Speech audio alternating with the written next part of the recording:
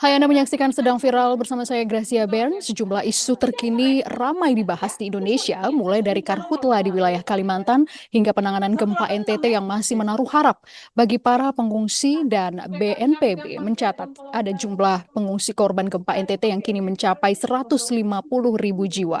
Rumah sakit ada yang hancur. Yang menjadi pertanyaan adalah bagaimana penanganan medis di sana dan apa yang menjadi kebutuhan warga. Ini yang akan kita bahas hari ini bersama dengan Dr. Luther Holana Pitupulu, dokter anestesi relawan Iluni FKUI. Selamat siang waktu Jakarta, dokter. Saya langsung saja, bagaimana kondisi kesehatan warga terdampak gempa yang datang ke rumah sakit hingga hari ini menurut pengamatan Anda? Saat ini saya bertugas di RSUD Ruteng yang melayani wilayah Ruteng dan juga sampai Manggarai. Eh, Rumah sakitnya terdampak mengalami kehancuran sehingga layanannya dilakukan di tenda darurat. Bisa dilihat seperti ini, sekarang saya berada di ICU-nya. Layanan sebelum gempa, Ruteng ini menjadi fasilitas kesehatan penopang di wilayah ini, dan karena gempa ini jadi harus bergeser ke tenda darurat, sehingga layanan harus tetap diberikan, tidak hanya untuk korban gempa, tapi juga layanan pada masyarakat pada umumnya, layanan kesehatan dasar pada umumnya. Eh, Saat ini pasien-pasien trauma sudah ditangani dari minggu pertama, karena pada fase awal itu banyak sekali pasien-pasien trauma patah tulang yang sudah dilakukan tindakan di sini. Dan juga di sini kita juga akan melakukan pemindahannya ke rumah sakit lapangan yang ada yang dibangun oleh Kemenkes, pusat krisis, dan saat ini dalam proses pembangunan. Kamar operasi di sana sudah bekerja, sudah melayani sekitar hampir 8 kasus patah tulang, dan untuk layanan layanan lainnya berada di tenda darurat. Untuk kasusnya, masih kasus kebanyakan dari sini adalah kasus kebidanan, ibu hamil, eh, dan untuk kasus trauma juga masih ada mulai berdatangan dari wilayah-wilayah sekitar di daerah Ruteng. Oke, Untuk dok, kasus kalau infeksi, oke, gitu. silakan dok, lanjut dok. Ya, untuk kasus infeksi dan juga kesehatan komunitas juga mulai bermunculan, seperti kulit dan lain-lain juga mulai ada. Oke, dokter, kalau saya bisa lihat di belakang dokter sepertinya lah ada aktivitas penanganan apa yang mungkin bisa dokter jelaskan di belakang sedang apa ya dok ya, tim medis. Oh, ya, saya berada di rumah sakit tenda daruratnya. Saat Mm-mm. ini saya berada di ICU-nya. Jadi dokter anestesi yang di sini bertugas satu orang, jadi dibantu dengan relawan. Kami ada dua orang anestesi dari UI yang membantu di sini. Di sini rawatannya rawatan penyakit kritis, eh, perawatan juga pasca operasi, pasien-pasien pasien-pasien dengan menggunakan ventilator dan juga dengan monitor hemodinamik intensif.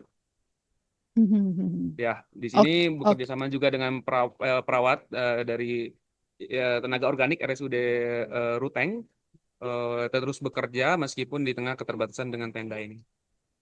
Oke, dokter, saya ingin tanya, keluhan atau penyakit apa yang paling banyak ditemukan? Tadi memang sudah dokter jelaskan ke kami ya, yang paling banyak ditemukan pada warga selama beberapa hari terakhir, dan yang paling parah itu apa ya dokter ya? Ya, tentunya karena ini adalah bencana gempa, yang berdampak langsung dari gempa adalah patah tulang, cedera patah tulang, lalu juga luka-luka akibat dari gempanya tersebut. Lalu selain yang akibat langsung dari bencananya, penyakit-penyakit yang rumah sakit Ruteng ini merupakan pusat untuk yang kebidanan, dan di sini terus berdatangan meskipun Mhm. meskipun karena terjadi keterbatasan dari fasilitas, sehingga terjadi arus yang cukup besar dari pasien-pasien yang biasanya sudah dilayani di rumah sakit ini, yaitu kebidanan. Oke, dokter tadi sempat bilang ada keterbatasan fasilitas. Kira-kira apa yang harus disediakan oleh pemerintah, baik itu daerah maupun pusat ya? Karena ini kita acuannya ke pusat, Ya. yang mungkin bisa dilakukan oleh pusat untuk memberikan bantuan yang lebih banyak ke wilayah terdampak. Pemerintah juga sudah bergerak dalam bencana ini di RSUD Ruteng terutama. Yang pertama dari Kementerian Kesehatan sudah membangun rumah sakit lapangan. Jadi beban untuk pasien sudah terbagi ke rumah sakit lapangan tersebut. Di rumah sakit yang tenda darurat dan juga rumah sakit lapangan. Lalu Kementerian PUPR juga sudah mengakses bangunan mana yang masih bisa digunakan. Jadi perlahan ada beberapa bangunan yang masih bisa digunakan. Meskipun pada kerusakan mencapai 75% di gedung tersebut, di gedung rumah sakit aslinya. Bantuannya sudah diberikan berupa rumah sakit lapangan tersebut. Dan relawan juga banyak untuk menyokong dari rumah sakit lapangan tersebut, dari mulai tenaga dan juga eh, barang alat medis dan juga obat-obatan. Oke, dokter, saya ingin tanya bagaimana sih kondisi relawan. Tadi kita udah bahas sedikit tentang Mm-mm. pasiennya, kemudian keluhan-keluhannya. Tapi yang paling penting menurut saya dalam penanganan gempa itu adalah kondisi relawannya, baik relawan non medis maupun medis seperti dokter. Kira-kira apa yang menjadi tantangan ketika menangani pasien di rumah sakit ataupun di tempat-tempat di luar dari tenda yang sudah disediakan? Oke. Eh, Relawan terus berdatangan, masih di bawah satu komando. Kita di bawah BNPB, BPBD, dan juga Dinas Kesehatan untuk khususnya kesehatan ya. Em, kita bersinergi bersama-sama, seperti sekarang aja di RSUD Ruteng ini ditopang juga oleh relawan dari Dr. Sutomo yang kita bersinergi, dan juga dari Rumah Sakit Saiful Anwar Malang. Jadi kami bergantian supaya tidak kelelahan, karena memang di daerah bencana ini perlu kita perhatikan juga kondisi psikologis dari relawan supaya tidak terlalu lelah dan menjadi malah jadi korban berikutnya. Komandonya juga sudah di bawah pemerintah daerah untuk rumah sakit RSUD Ruteng ini. Oke, dokter, Dan saya penasaran bagaimana. kemungkinan akan ada kemungkinan akan ada Silakan. pergantian juga bergantian bergelombang untuk untuk relawan supaya tidak kelelahan dan juga tapi tetap pelayanan tetap bisa membantu dari tenaga-tenaga organik dari RSUD Ruteng. Oke, dokter, terkait dengan bagaimana tempat tinggal, makanan, juga kebutuhan-kebutuhan mendesak lainnya bagi para relawan maupun juga para pengungsi di sana, apakah ada hal-hal yang harus dipersiapkan juga oleh pemerintah yang mungkin tidak terlihat di layar kaca masyarakat? Oke. Hmm, Ruteng Ruteng dari pusat gempa agak jauh. Memang lebih banyak terdampak yang di daerah sisi utara Flores. Ruteng letaknya lebih di tengah di Pulau Flores. Untuk dampak gempanya lebih banyak ke bangunan, terutama bangunan-bangunan tinggi seperti rumah sakit ini. Untuk ekonomi masih berjalan. Untuk ekonomi di daerah Ruteng masih berjalan, tidak lumpuh. Dan itu dimanfaatkan oleh para relawan juga untuk memenuhi kebutuhan dasar.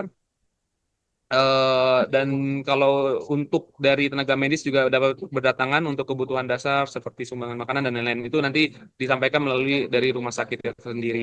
Dari kami sendiri, kami terus menjaga kesehatan, terus juga memanfaatkan perbekalan yang sudah kami bawa, karena kami juga tidak mau merepotkan juga dari pihak-pihak rumah sakit, dan terus berkoordinasi untuk kebutuhan-kebutuhan yang ada, yang memberikan kebutuhan yang ada dari yang dibutuhkan oleh rumah sakit. Oke, dokter, apa kebutuhan medis yang paling mendesak dan masih dibutuhkan rumah sakit saat ini? Tadi memang sudah kita bahas ya, tapi mungkin ada lagi yang perlu diperhatikan gitu, dok. eh Terakhir kami mendapatkan informasi ada beberapa obat-obatan yang dibutuhkan karena stoknya menipis, dan itu donatur berdatangan dan secara bergelombang membantu untuk memenuhi kebutuhan tersebut. Jadi masih ada obat-obatan yang kurang. Lalu untuk peralatan masih bisa diselamatkan akibat gempa. Tapi tentunya karena akan ada rumah sakit lapangan, jadi akan ada tambahan lagi alat-alat medis, dan itu juga mulai berdatangan dan dibantu oleh relawan dan juga pemerintah setempat maupun pemerintah pusat. Untuk yang secara khusus memang sekarang bantuan terus berdatangan dan sedang Mhm. menyusun untuk di rumah sakit tersebut. Oke, dokter, dengan banyak warga yang masih berada di pengungsian ya, penyakit apa yang paling dokter khawatirkan muncul mungkin dalam beberapa hari ke depan selain tadi yang Ya, sekarang masih banyak mungkin patah tulang, luka-luka begitu. ya. Eh, untuk pengungsian perlu diperhatikan juga sanitasi dan juga gizi. Jadi bisa saja ada muncul penyakit kulit dan juga infeksi saluran napas atas ataupun pencernaan, saluran napas akut ataupun pencernaan eh, yang bisa muncul di pengungsian. Tapi memang di Ruteng ini posko pengungsiannya tidak jauh dari rumah sakit, jadi bisa berkoordinasi dengan rumah sakit. Untuk layanan-layanan yang di pengungsian yang lain itu yang perlu diperhatikan juga, yang cukup jauh dari layanan kesehatan itu yang perlu diperhatikan. Lalu tidak lupa juga kondisi psikologi dan juga mungkin nanti ada vaksinasi dan lain-lain kesehatan ibu dan anak ya. Itu juga perlu diperhatikan.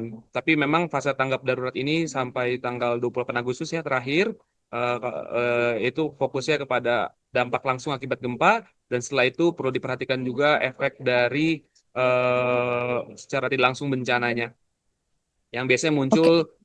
di 2 minggu setelah dari bencananya. Mhm. Oke, wilayah terparah sejauh ini informasi yang dokter dapatkan ada di wilayah mana dan kemudian penanganan medis apa yang perlu diperhatikan? Apakah sama juga di setiap wilayah? Oke. Eh, Tim saya berfokus di RSUD Ruteng karena RSUD Ruteng ini adalah rumah sakit jejaring dari UI, sehingga kami sebagai yang menopang pelayanannya juga jejaring dari UI, jadi kami berfokus di rumah sakit ini. Eh, Tentunya mungkin yang lebih parah adalah yang di sisi utara di Pulau Flores, di situ letaknya lebih dekat dengan pusat gempa dan kehancurannya juga lebih parah. Ini kami fokus di Rumah Sakit Ruteng dan memberikan layanan karena di sini adalah rumah sakit yang cukup menjadi penopang layanan Hmm. kesehatan di Manggarai.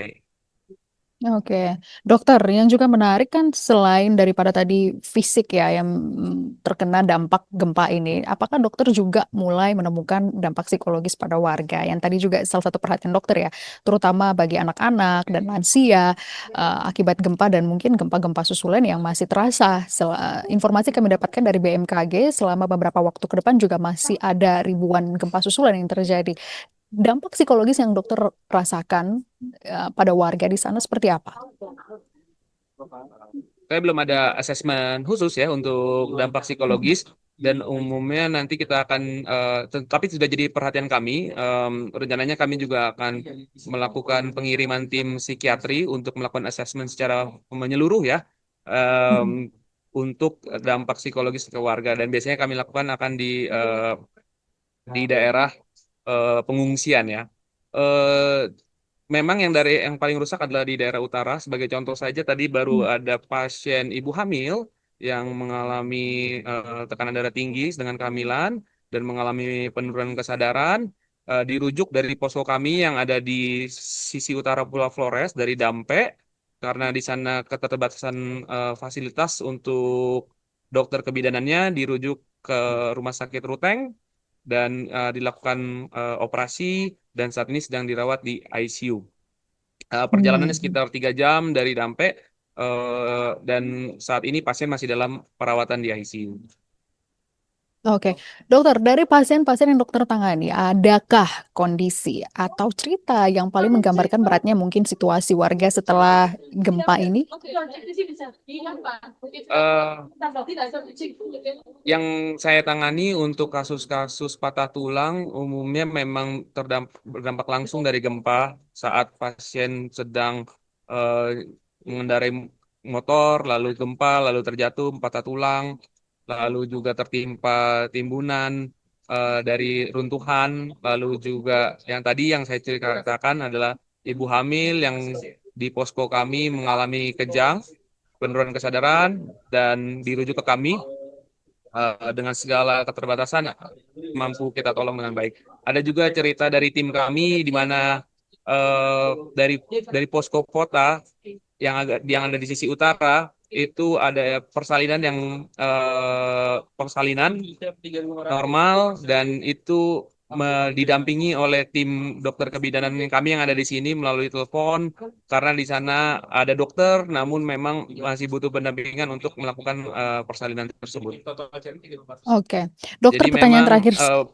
ya, ya, Silakan dokter lanjut. ya, jadi tim kami terdiri dari tim kebidanan, anestesi dan dokter radiologi juga ada di sini untuk membantu memberikan layanan radiologi X-ray, USG untuk pemeriksaan diagnostik. Itu yang tim tim dari UI-nya. Dan bekerjasama juga dengan tim-tim dokter bedah yang ada di sini dan dari rumah sakit lainnya. Oke, dokter, pertanyaan terakhir saya untuk menutup wawancara kita siang hari ini. Menarik sebenarnya saya ingin banyak tanya, tapi waktu kita terbatas. Saya tertarik mengenai sisi humanis dari seorang relawan yang bekerja di lokasi-lokasi gempa. Stres nggak, dok? Em, Itu sudah menjadi kewajiban kami juga ya, tanggung jawab kami untuk saling membantu. Eh, Tim-tim kalau misalnya menjadi relawan memang harus siap secara fisik dan mental, dan harus siap juga eh, bekerja keras dan meninggalkan pekerjaan yang di tempat asal ya. Tapi memang kalau stres bisa kita manage dengan bertemu dengan eh, tenaga organik yang juga lebih capek lagi sebenarnya. Lalu sudah kena bencana, lalu masih harus bekerja. Sebenarnya itu juga menjadi saling menguatkan satu sama lain antara relawan juga dan tenaga organik ya terutama. Lalu di sini juga bertemu dengan relawan, punya semangat yang sama untuk membantu, itu juga tentunya akan sangat-sangat melegakan dari stresnya kita. Dan ketika kita melihat ada pasien yang tertolong, ketika kita melihat ada warga yang merasa tertolong, tenaga organik yang tertolong, itu juga menjadi suatu penghiburan lah untuk kita. Oke, karena tadi saya juga sempat dengar ya teman-teman Liputan 6 ada cerita juga dari dokter Luther bahwa ini siklusnya per 10 hari. Berarti kan kurang lebih 10 hari ya dokter ya. Berarti ini kan bukan waktu yang panjang sebenarnya, tapi juga bukan waktu yang singkat. Nah, ada sesuatu di balik 10 hari itu. Kenapa akhirnya sistem itu membuat 10 hari? Nah, itu tadi yang menarik untuk kita bahas. Mungkin ada yang ingin disampaikan lagi, Dok? Oh ya, tentunya memang ada yang kita hindari juga adanya post traumatik ya, pasca relawan menolong di daerah disaster, di daerah sulit, di daerah bencana. Kita juga tidak mau terjadi hal itu pada relawan, sehingga dengan untuk menghindari tersebut kita bergantian dengan satu Oke. misi dan berkesinambungan, dan tidak juga cuma one hit lalu langsung pulang, tapi kita menentukan program, lalu menentukan target, lalu dengan jangka waktu eh, pendek, menengah, dan juga panjangnya untuk menolong bencana, karena bencana tidak mungkin selesai dengan waktu 1 atau 2 bulan saja. Oke, baik, terima kasih Dokter Luther atas informasinya dan teman-teman Liputan 6. Itu tadi wawancara kami bersama dengan Luther Holland Napitupulu, dokter anestesi relawan Iluni FKUI.